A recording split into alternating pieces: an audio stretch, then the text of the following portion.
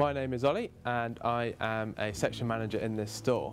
I've been duty managing now for about 3 years, and what I'd like to do is I'd like to tell you about a situation I had in this store only recently. So as I was walking through the store, I was just going about my day-to-day business, got a little message through on my phone which said fire, and I knew straight away that I had to get to the emergency panel. First thing I need to do is check, where is this light flashing, where is the fire? So I checked and it said it was in zone 16, and then I knew from my plans that I had to the side that I knew that was in my training room. I had my team around me and I had to coordinate them through clear communication, and I had to make sure that they were going to where they needed to be. At the moment, we still didn't know whether or not the fire was real.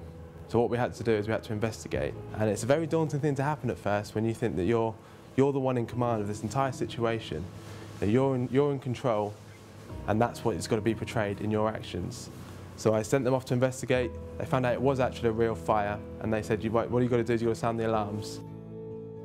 Right, so now the fire alarms are sounding, and that is when it all really kicks into reality, and that is when you've got to make sure that you've got a clear head, because you're feeling a bit tense inside now.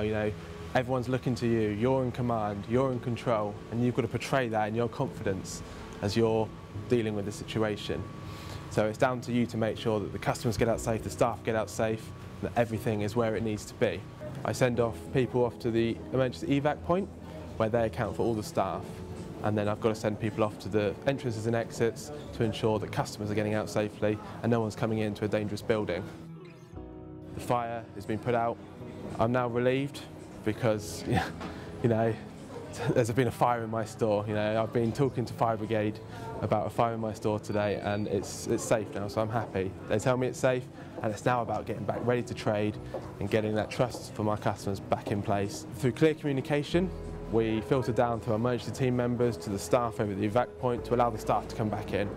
Once the staff are back set up again, that same communication has got to be key through to the customers. Because customers coming back into the store are going to be asking you questions. They really want to know if that was a real fire, and you've got to ensure that you're honest with them. However, you've got to ensure you're protecting the brand and you're saying the correct thing to them.